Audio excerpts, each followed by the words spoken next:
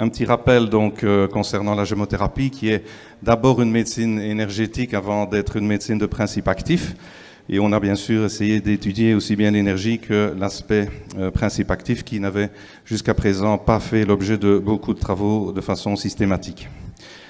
Un petit rappel sur le macérat glycériné, c'est une forme galénique tout à fait particulière qui utilise 3 solvants, l'eau, l'alcool, la glycérine, et qui va utiliser donc des tissus embryonnaires, donc des cellules souches, des cellules totipotentes. Donc le bourgeon cultivé in vitro est capable de reconstituer l'arbre entier.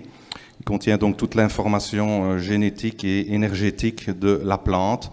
C'est une véritable phytothérapie, c'est une partie de la phytothérapie, mais c'est en fait le totem de la plante, tant physique qu'énergétique. Et on peut parler de phytothérapie cellulaire, puisqu'on a pu montrer déjà depuis longtemps, grâce au professeur Henry, docteur Henry, que l'on pouvait reconstituer donc des tissus par la gémothérapie. Et bien sûr, prévenir toute une série de problèmes, notamment cardiovasculaires. Alors, le bourgeon, bien sûr, c'est un concentré d'information, ne pas confondre information et énergie, surtout en médecine quantique, c'est pas la même chose. Donc le bourgeon contient, disons, des précurseurs de toute une série de molécules, contient bien sûr la plante en devenir, contient bien sûr aussi bien la fleur que le fruit. Et ce bourgeon, très petit en masse, si vous voulez, contient également une potentialité vitale extrêmement importante et qui est déclenchée par la sève de l'arbre, qui est bien sûr de l'eau tout à fait particulière, qui est une eau interfaciale, avec toutes les conséquences que ça a. Un petit rappel sur ce fameux mélange eau, alcool, glycérine, puisque l'eau, aussi bien que l'alcool et la glycérine, va extraire, si vous voulez, physiquement, différents principes, comme notamment les flavonoïdes qui nous intéressent particulièrement aujourd'hui, mais également les oligoéléments présents dans les bourgeons et amenés par la sève, mais aussi toute une série d'autres substances comme des tanins et des vitamines. L'eau, bien entendu, va aussi capter le message, l'information donc énergétique de la plante, puisqu'elle est en contact avec aussi l'eau de la plante. L'alcool va jouer un rôle de conservant, mais aussi extrait, notamment des glucosides, des acides, des alcaloïdes, ainsi que la glycérine qui va plus s'occuper de tout ce qui est acides gras, tout ce qui est huile essentielle, tout ce qui est gomme, et va contribuer également à stabiliser certaines molécules. Vous savez tous que dans le vin, il y a du glycérol, produit naturellement par la fermentation, et que le vin se conserve également très longtemps, puisque c'est un des rares produits qui n'a pas de date de péremption. Les macérats glycérinés ont une date de péremption de 4 ans. Un petit rappel sur la glycérine, pour vous dire que c'est un produit totalement naturel, puisqu'elle fait partie de nos membranes cellulaires, ça fait partie des phosphoglycérides, et voilà, nous en avons absolument besoin pour fabriquer nos cellules. Le bourgeon, donc, également contient toute une série de précurseurs. C'est un grand avantage, puisque nous n'avons pas de molécules toxiques dans les bourgeons. S'il y a une molécule toxique dans la plante, elle ne se trouve pas dans le bourgeon, elle s'y trouve, mais à l'état de précurseur, c'est-à-dire inactive. Le mode de préparation des bourgeons confère à cette forme galénique une innocuité très intéressante, puisqu'on va préparer les bourgeons avec une concentration de 1/20, c'est-à-dire 5% en équivalent poids sec. Donc nous avons des faibles concentrations de matière, ce qui ne veut pas dire que nous n'avons pas de l'information. Cet avantage se rapproche un petit peu des hydrolats, se rapproche non pas de l'homéopathie, mais nous sommes quand même dans du pondéral, et se trouve quelque part à l'opposé de ce qu'on trouve notamment en aromathérapie, puisque vous savez qu'en aromathérapie, on a fait les calculs, notamment à la commission en plantes, pour savoir qu'une goutte d'huile essentielle peut représenter de 20 à 100 grammes de plantes sèches. Donc vous imaginez la concentration dans une huile essentielle de plantes. Alors, concernant ces fameuses normes de gémothérapie, eh bien, la première, c'est le stade d'ouverture du bourgeon. C'est lors de la récolte. Qu'est-ce qu'un récolteur doit récolter? Bien sûr, la bonne plante, mais également au bon stade d'ouverture. Et vous savez très bien, comme moi, que le côté nord d'une plante n'est pas le côté sud, que les bourgeons ne s'ouvrent pas tous exactement en même temps sur un arbre, et que, voilà, il va falloir définir justement ce stade d'ouverture et également fixer les bourgeons, bien sûr, fixer cette énergie vitale directement lors de la récolte en stabilisant les bourgeons directement donc dans le solvant ou alcool glycérine. La gémothérapie scientifique, c'est aussi l'étude des paramètres biologiques sanguins. C'est comme ça qu'en fait qu'elle est née. Cette gémothérapie a une base scientifique, une base médicale, une base d'analyse biologique. Et le docteur Henry donc, a analysé des paramètres sanguins du sérum et il s'est basé bien sûr sur la phytosociologie également pour essayer de trouver quelles étaient les meilleures associations possibles pour être efficace au niveau de la thérapie. Alors, au niveau des paramètres sanguins, on sait très bien que vous avez des alpha-globulines, vous avez toute une série de protéines dans le sérum qui caractérisent la personne et qui caractérisent l'état d'évolution de la maladie.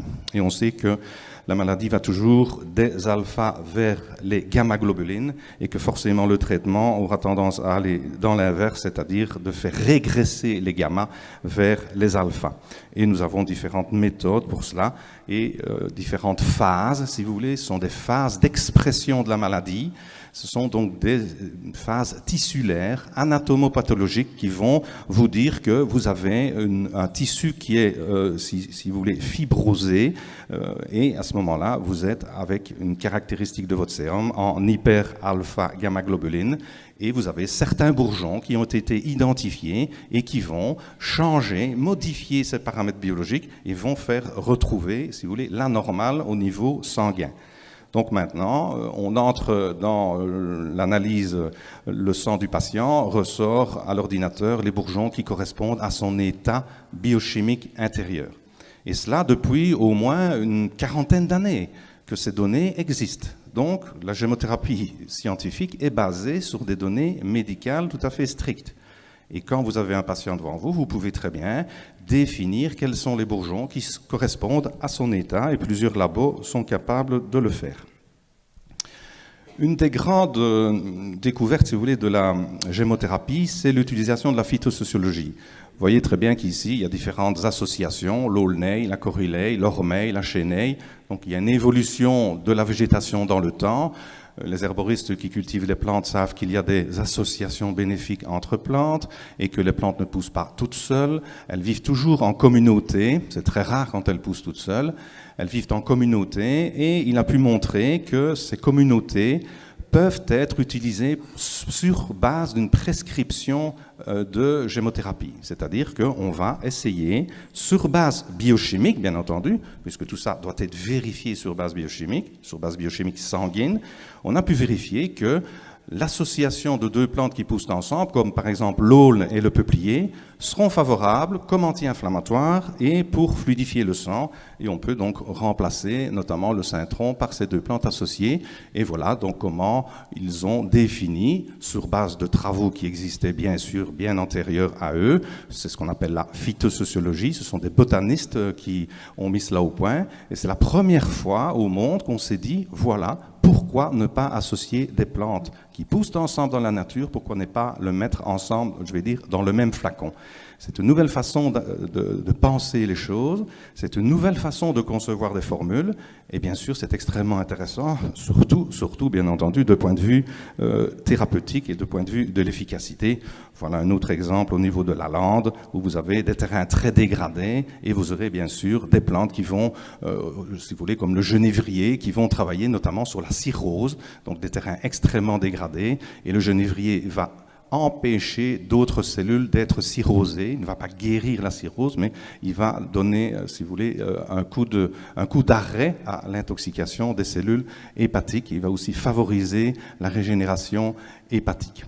Donc, ces plantes de la lande sont des grandes plantes médicinales. Ce sont des plantes de terrain acide, très souvent, ou de terrain très dégradé. Et quand notre corps intérieur est très dégradé, on va employer cette plante-là, notamment également avec le bouleau. Alors bien sûr, la gémothérapie scientifique, c'est aussi ce qu'il y a dans les bourgeons, c'est-à-dire les composants, les principes biochimiques qu'il y a dans les bourgeons. Et on s'est dit, parmi la grande diversité, il y a très peu concentration, donc c'est de l'ordre du ppb, du ppm, donc partie par million, du milligrammes par litre. Donc c'est des faibles concentrations, mais une grande diversité moléculaire, des hormones de croissance végétale, acide lysoxyne, acide gibérellique, des enzymes bien sûr, puisque l'ouverture d'un bourgeon est un peu analogue, si vous voulez, à l'accouchement d'une femme. Tout est là, tout est prêt, tout va très vite, toutes les molécules doivent être disponibles pour la croissance du bourgeon. Il y a bien sûr des minéraux, des oligoéléments qui sont amenés par la sève et qui sont aussi présents dans le bourgeon. Des acides nucléiques, des acides aminés, des vitamines sont les briques, si vous voulez, de la vie qui sont nécessaires à la fabrication donc, des cellules. Les flavonoïdes, qu'on va un peu développer plus maintenant, et toute une série de substances aromatiques. Je pense par exemple au peuplier qui est propolis-like, ou bien sûr au romarin que vous connaissez déjà, ou à d'autres produits comme le figuier, beaucoup moins connu, mais qui est extrêmement aromatique également. Je rappelle la sève, dans tous les bourgeons qui sont récoltés en gémothérapie, ils doivent être gonflés, ils doivent être prêts à éclater, si vous voulez. Il doit y avoir une sève qui active, si vous voulez, l'énergie vitale de ces bourgeons. Alors ce qu'on a fait, c'est une étude systématique de tous les bourgeons et on a dosé 52 flavonoïdes différents.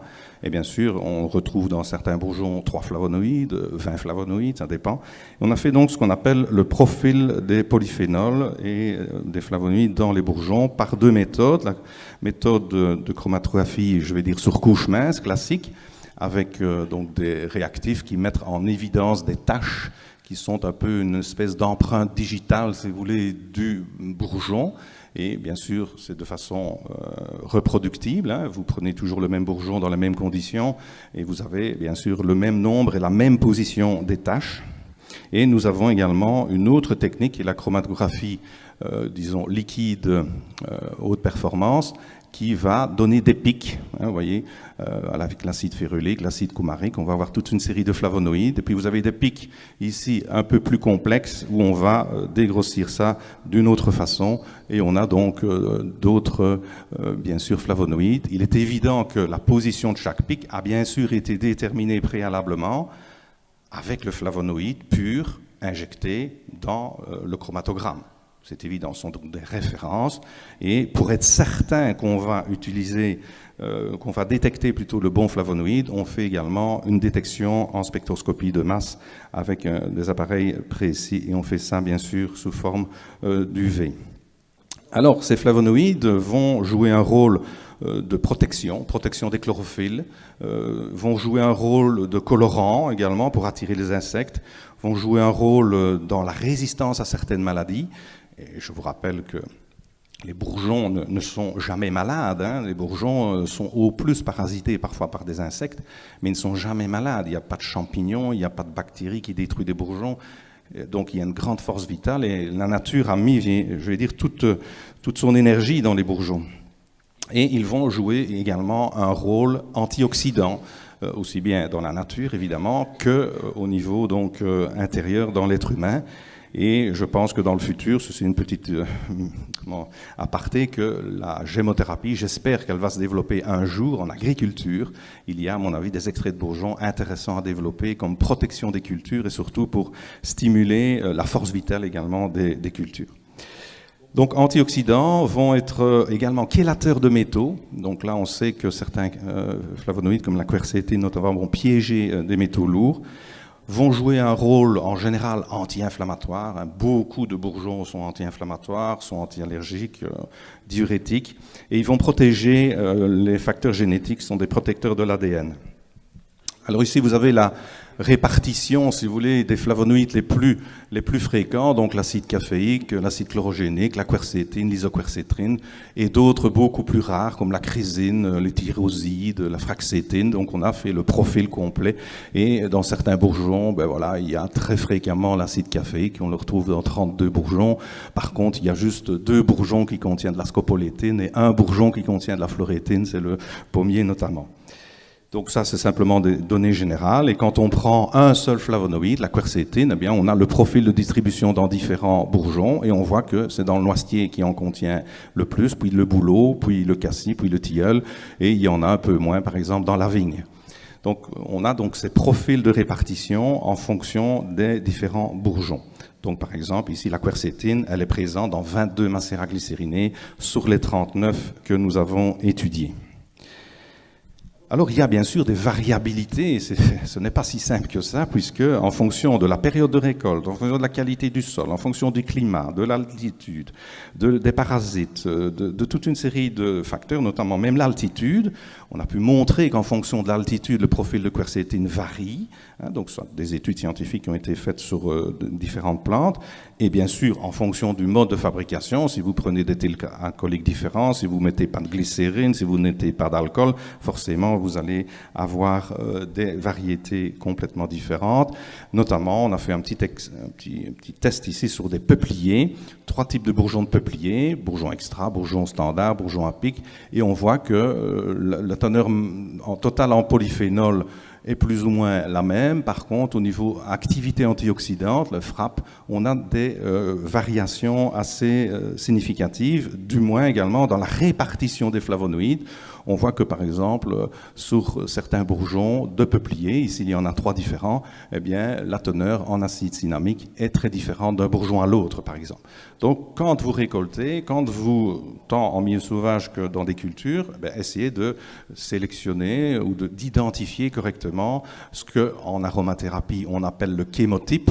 Eh bien, il y aura aussi quelque part des écotypes, je vais dire, de bourgeons. Et ça, c'est encore, je vais dire, à définir, à découvrir. Nous sommes qu'au début à ce niveau-là. Est-ce qu'un bourgeon de genévrier qui est récolté sur sol calcaire a exactement le profil flavonoïde d'un bourgeon de genévrier récolté sur sol acide? Ça, on ne le sait pas encore. Donc, c'est évolutif. Donc, ces normes sont évolutives, bien évidemment. Alors ici, je vous ai donné 2 exemples, le cassis et l'RL, de ce qu'on peut arriver à faire avec les flavonoïdes pour expliquer l'action de la gémothérapie. Alors ici, vous avez le profil du cassis, avec bien sûr de la rutine, avec bien sûr l'isoquercétrine, qui est très abondante, mais bien d'autres bourgeons. Ce n'est pas un qui va définir l'activité du cassis, mais un ensemble de bourgeons. Et qu'est-ce qu'on peut faire avec? On va bien sûr étudier comment le cassis, qui est mentionné comme chimioprotecteur et qui est utilisé pour les effets secondaires de la chimiothérapie, eh bien, on sait qu'il contient de l'acide férulique, l'acide gallique et l'isoquercétrine qui sont responsables de cette activité.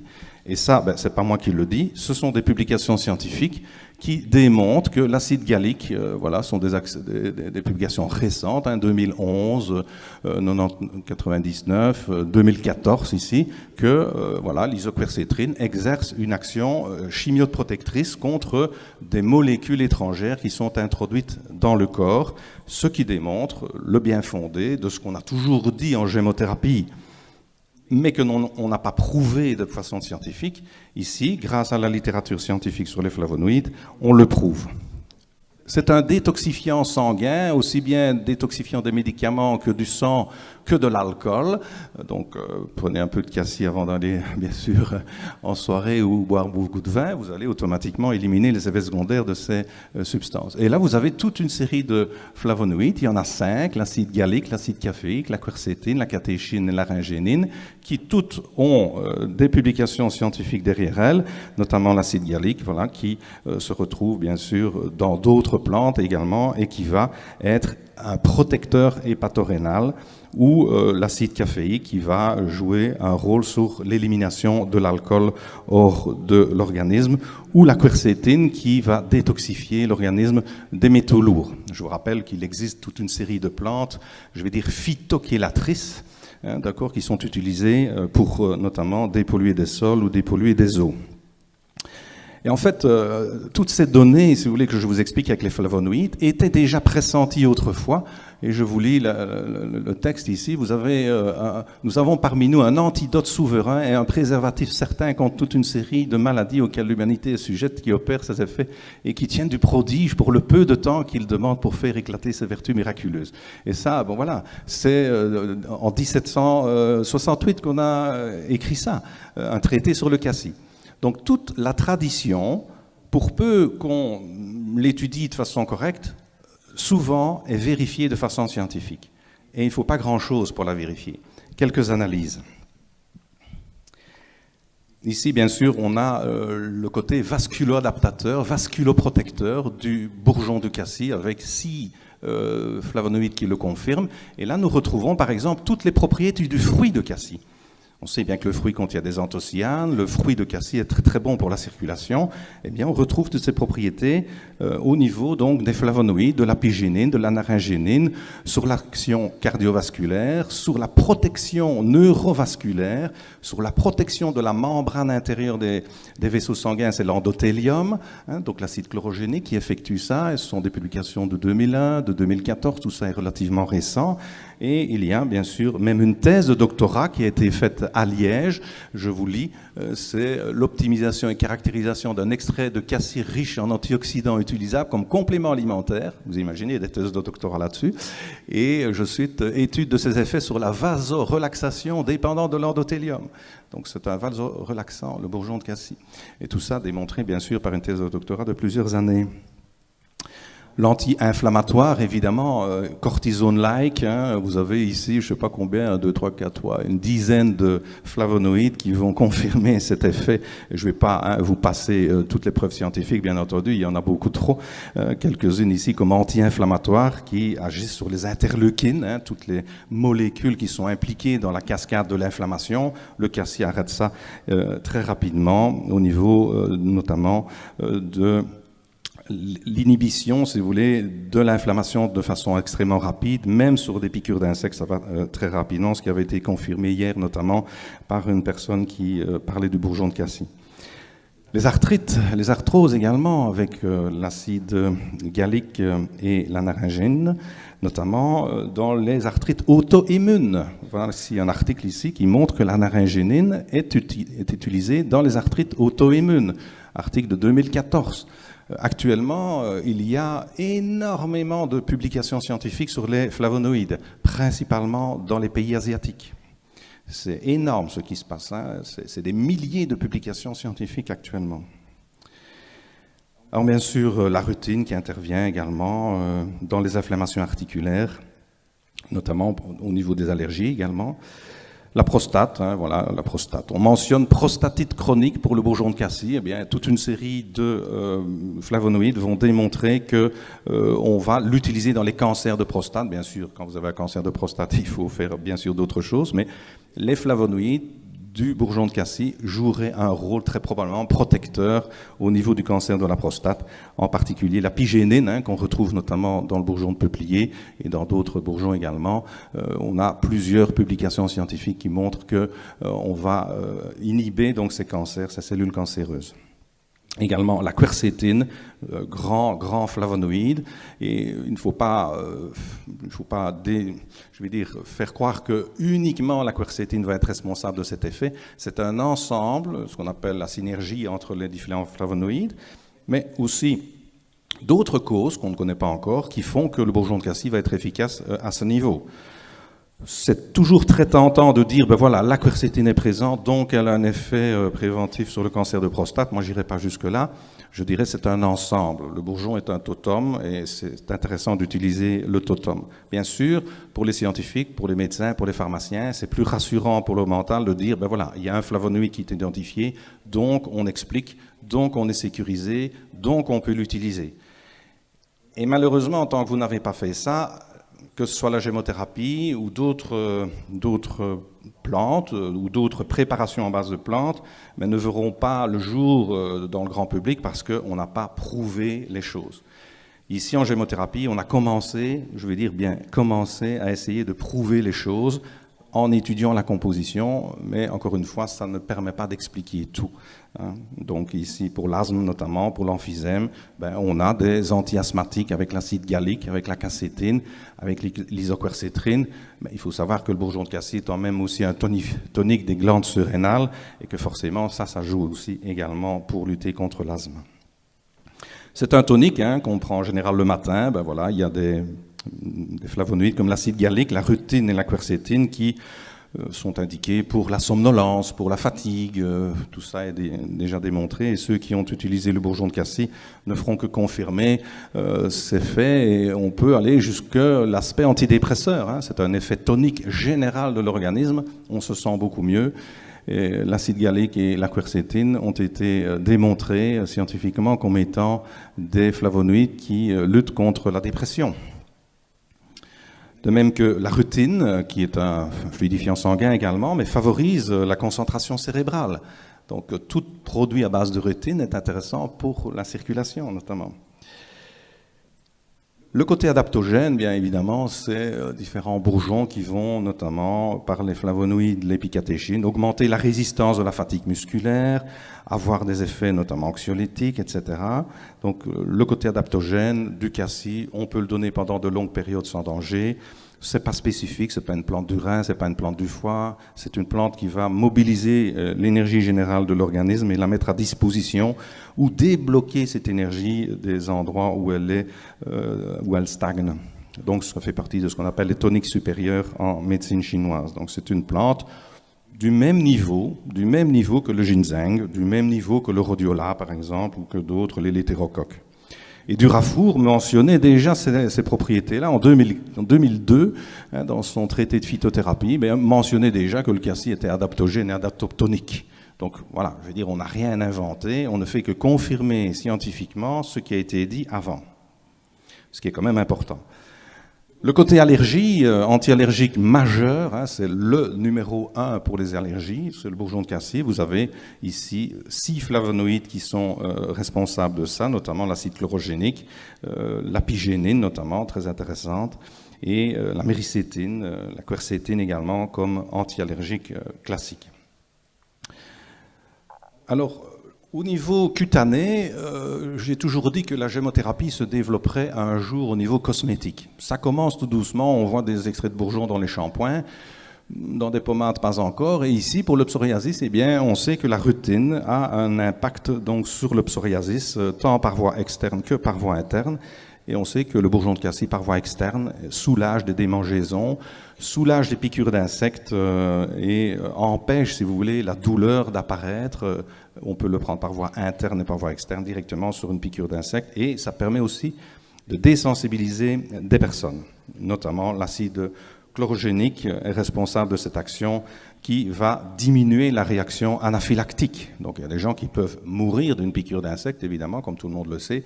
Mais ces personnes-là, si elles prennent du cassis régulièrement, vont diminuer cette fréquence et surtout l'intensité de la réaction allergique. Et c'est déjà mentionné anciennement dans les traités du cassis en 1768. Et voilà, vous pouvez faire saigner la plaie, appliquer dessus des feuilles, et vous ferez de même avec les boutons ou l'écorce de cassis, pilée avec du vin blanc et donnée aux malades. Et si on n'a ni feuilles, ni boutons, ni écorce, on prend du sirop de cassis. Quelque venin qu'on ait dans le corps, il le tirera pourvu qu'on en donne une ou deux bonnes cuillerées aux malades. Donc voilà, on va solutionner le problème des piqûres d'insectes en 1724, voilà, sur les piqûres des bêtes venimeuses et des moucherons. Bon, on n'a pas essayé sur des serpents évidemment, mais voilà, c'est quand même assez extraordinaire de voir ce genre de choses qui, bien sûr, maintenant est confirmé scientifiquement. Ça, c'est pour le cassis. Bien sûr, je ne fais pas un cours sur le cassis, je vous donne juste quelques idées de la façon dont des flavonoïdes vont pouvoir expliquer la gémothérapie, ce qui jusqu'à présent n'a pas encore été vraiment fait. Et pour vous, herboristes ou syndicats d'herboristes, le fait de mesurer ces flavonoïdes, c'est ce qu'on appelle des traceurs. Ça va vous permettre de caractériser votre produit. Ça va vous permettre d'étudier son vieillissement, ça va vous permettre de sécuriser, si vous voulez, disons, une fabrication. Et voilà, en Belgique, il y a bien sûr un guide d'autocontrôle qui existe déjà, dont vous pouvez vous inspirer. Il y a bien sûr des pharmaciens qui ont un timbre APB, donc Association pharmaceutique belge, c'est-à-dire une structure externe, indépendante des pharmaciens, qui fait des analyses et qui considère que le médicament est valable. Eh bien, vous pouvez très bien faire ça et appliquer ça aux plantes avec une structure externe qui valide la bonne conformité d'une plante sèche ou d'un macérat ou d'une huile essentielle et qui est totalement indépendante des laboratoires et qui va dire ce produit-là, il est conforme aux normes qu'on a fixées. Donc tout ça est bien sûr nécessaire, encore faut-il avoir les normes. Et c'est dans ce but qu'on a développé ces normes de gémothérapie que vous pouvez vous procurer bien sûr si vous êtes intéressé sur le stand. Ici pour l'RL, vous avez des catéchines, la quercétrine, la rutine, l'acide chlorogénique, donc le profil des flavonoïdes. Dans le jeune pousse d'RL, évidemment, il ne s'agit pas du fruit, puisque la jeune pousse a exactement les mêmes propriétés que le fruit de l'RL. Ici, c'est Vaccinium vitis idea, c'est notre RL, je vais dire, local. Ce n'est pas les RL cultivés aux États-Unis ou au Canada, bien que ce soit très intéressant. Et voilà ici le profil de la quercitrine qu'on retrouve bien sûr fréquemment dans d'autres bourgeons, mais justement en grande proportion dans les RL, ce qui explique notamment toute une série de propriétés, notamment l'ostéoporose. Voilà. On dit toujours que les RL favorisent un remède d'ostéoporose. On se demande bien pourquoi. Eh bien, voilà, la quercitrine stimule l'ostéogenèse. Voilà, stimule l'ostéogenèse qui dépend, je vous le rappelle, en médecine chinoise, de l'énergie du rein. Également protecteur au niveau vasculaire, acide chlorogénique, hydroxytyrosol, catéchine, et on a donc, si vous voulez, comme les artères vieillissent, deviennent de plus en plus sclérosées, eh bien, l'RL va empêcher ce genre de choses, empêcher la dégénérescence vasculaire, y compris notamment des coronaires. Comme désinfectant intestinal, vous connaissez tous les feuilles d'RL qui sont utilisées en phytothérapie classique. Eh bien, désinfectant intestinal important, notamment les catéchines dans les colibacilloses et également dans tout ce qui est entéro-hémorragie, des Escherichia coli qui provoquent des hémorragies, ça existe. La flore intestinale, extrêmement important, comme on dit, c'est notre deuxième cerveau. Il faut équilibrer cette flore intestinale en permanence et les bourgeons permettent, comme le noyer notamment, de faire un peu le ménage là-dedans. Cancer épithélial, vous avez toute une série de flavonoïdes qui sont démontrés. Vous savez, quand on parle de cancer, il faut toujours être prudent. Un bourgeon qui travaille sur le cancer, oulala, les RL apparemment donnent des bons résultats dans des cancers épithéliaux, notamment par l'acide coumarique, par l'acide protocatéchique et par différents flavonoïdes. Il y en a 10 ici, 10 métabolites secondaires, notamment l'acide caféique, chlorogénique, qui sont étudiés in vitro pour leur potentiel préventif contre le cancer. Ici, on est dans les préventions, mais on a des observations sur des cancers inopérables du sein soignés par la gémothérapie. Notamment, ici, je parle des colites, comme antispasmodiques avec la quercétine et la rutine, qui sont utilisés dans les inflammations donc, de l'intestin. Également la rutine, vous avez toute une série de publications, il y en a 3 ici, mais il y en a beaucoup plus. Tout ce qui est colite spasmodique, ça fonctionne relativement bien. La prostate également, on est comme le cassis, on a toute une série de flavonoïdes. Et voilà, ici, épithélioma inopérable du sein, donc ce sont des médecins comme Henri, Théto, Lenis, etc., qui ont observé ça, ils ont mis ça comme observation clinique. Et maintenant, voilà, il y a 4 flavonoïdes qui vérifient ça. C'est quand même drôlement intéressant. Je n'ai pas dit qu'on n'avait que ce remède-là, il y en a bien d'autres, bien entendu, mais voilà, l'hydroxytyrosol va empêcher la progression des cellules cancéreuses au niveau du sein. Je parle ici par voie interne, bien entendu. L'acide protocatéchique est également utilisé dans toute une série de cancers, aussi bien le sein que le poumon, le foie, la prostate, etc. Voilà, de tout ça existe dans la littérature, il suffit d'aller la chercher. Comme désinfectant urinaire extrêmement intéressant, notamment dans les colibacilloses avec l'acide hydroxybenzoïque. D'accord. L'acide hydroxybenzoïque, c'est proche de ce qu'on appelle en cosmétique ou quoi, les parabènes.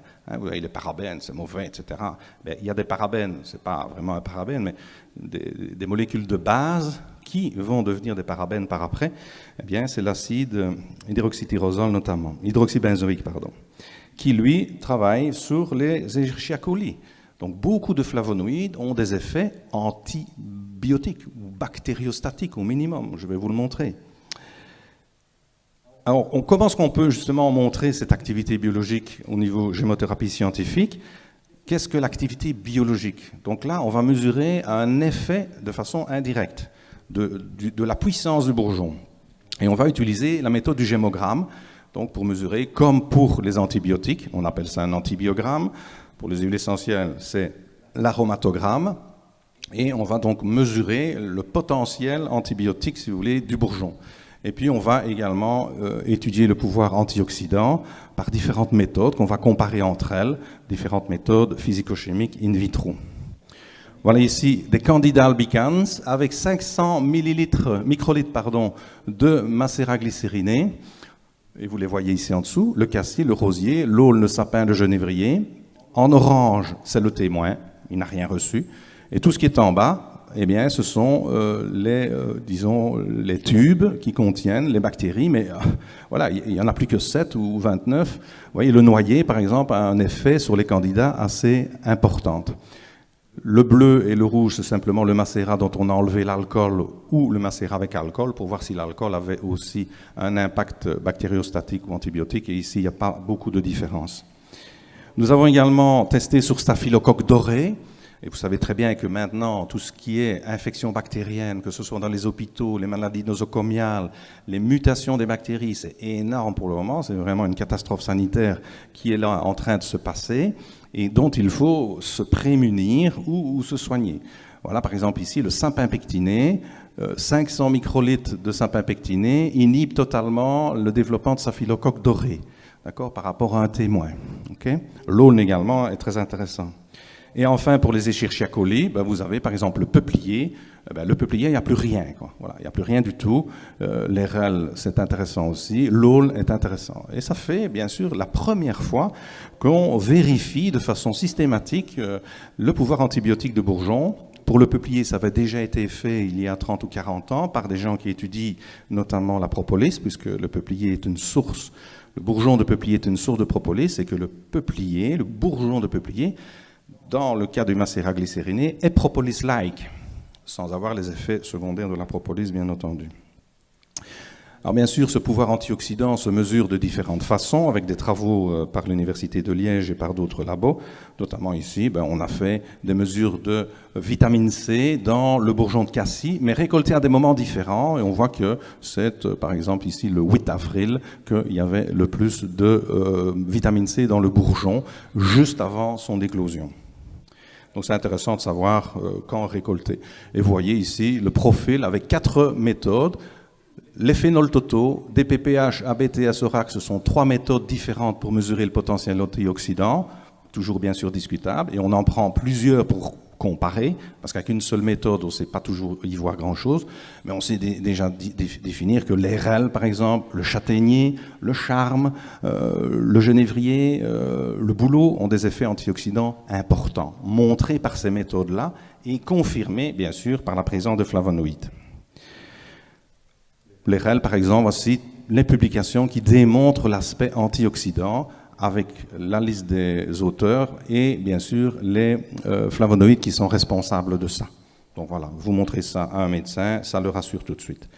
Voici ici la liste qui continue, bien sûr, avec le rosier, le peuplier, très antioxydant, voilà, concernant ces aspects de mesure de la qualité biologique, si vous voulez, des extraits de bourgeons. Et enfin, pour mesurer l'évolution au cours du temps ou la qualité, on a la bioélectronique Vincent, la bioélectrographie GDV et la cristallisation sensible, très rapidement, qui participent au contrôle de ce qu'on appelle HACCP, la qualité dans le temps. Vous voyez ici le bourgeon de romarin, on mesure la bioélectronique, le pH varie de 6, mettons, à 6,35. Au cours du temps, puisque vous avez des bourgeons de 2001, 2002, 2003, 2004, 2005, 2006, ils sont répartis sur un tableau. Au niveau du RH2, donc le potentiel redox, il varie de 25 jusqu'à 26. Donc ça, c'est dans les normes. Voyez.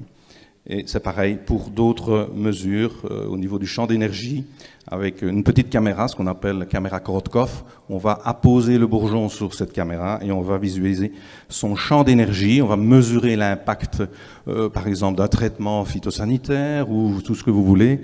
On peut visualiser ces champs d'énergie actuellement, par exemple, un bourgeon ici de frêne, et on peut voir quel est le stade idéal pour récolter un bourgeon. Idem par cristallisation sensible, méthode qu'on n'a pas développée en raison de la difficulté d'interprétation.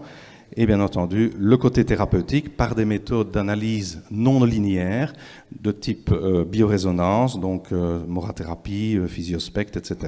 Et on peut là visualiser sur un écran, c'est peut-être pas très visible, le cerveau d'une personne qui a eu une thrombose et quelques minutes après un traitement avec un bourgeon pour voir si ce bourgeon-là va améliorer la situation. Donc on peut, si vous voulez, in vivo, tester préalablement au fait qu'on va le donner au patient. Donc on teste un bourgeon pour voir sa réactivité sur une personne d'un point de vue analyse non linéaire. Donc là, c'est très utile, ce genre d'appareil. On peut comme ça comparer un même bourgeon préparé de différentes façons pour voir s'il est plus efficace, moins efficace. Vous pouvez faire toutes les études que vous voulez. La seule contrainte, c'est le temps, puisque ça prend quand même du temps de faire cela. Et vous pouvez donc mesurer la qualité, je veux dire l'activité biologique d'une substance, n'importe laquelle, par ces méthodes. Si vous êtes intéressé, bien sûr, par tous ces aspects, je me tiens à votre disposition au stand pour vous donner toutes les informations que vous voulez. Et bien sûr, on communique également par l'intermédiaire de la Fédération européenne d'herboristerie qui est là, bien sûr, pour vous aider et pour vous donner toutes les informations dans les différentes disciplines dont on s'occupe, entre autres la gémothérapie, mais aussi beaucoup d'autres choses. Voilà, je vous remercie de votre attention et je vous souhaite bon appétit.